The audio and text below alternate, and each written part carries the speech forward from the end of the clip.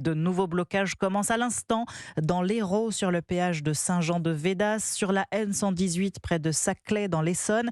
Partout sur le territoire, les entraves sont maintenues sur de nombreuses autoroutes et ça va aller comme ça crescendo toute la journée, notamment en Île-de-France où la FNSEA et les jeunes agriculteurs appellent à paralyser la circulation sur au moins 6 grands axes autour de Paris à partir de 14 heures. Oui, l'objectif est clair, accroître la pression sur Gabriel Attal jusqu'à la dernière seconde. Le Premier ministre est attendu cet après-midi en Haute-Garonne avec, dans sa besace, des annonces qui pourraient apaiser le monde agricole. Arthur Delaborde, c'est un baptême du feu pour le tout nouveau chef du gouvernement. Il joue gros sur ce coup-là.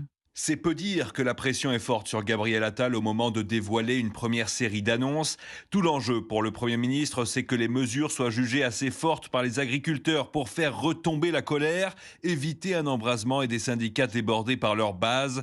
Des mesures de simplification autour du gasoil non routier, de l'élevage et des rémunérations seront dévoilées cet après-midi, promet un conseiller ministériel.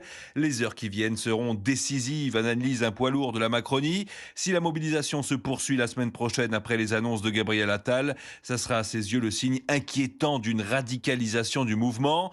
Après l'urgence aujourd'hui pour apaiser la colère, le chef du gouvernement mise aussi sur 2 autres temps de réponse.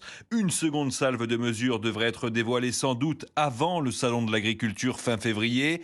Il s'agira surtout de simplifier les normes et les formalités administratives très lourdes qui pèsent sur les agriculteurs. Enfin, à plus long terme, c'est au niveau européen que l'exécutif entend négocier des réponses avec ses partenaires. Arthur Delaborde du service politique d'Europe 1. De son côté, Gérald Darmanin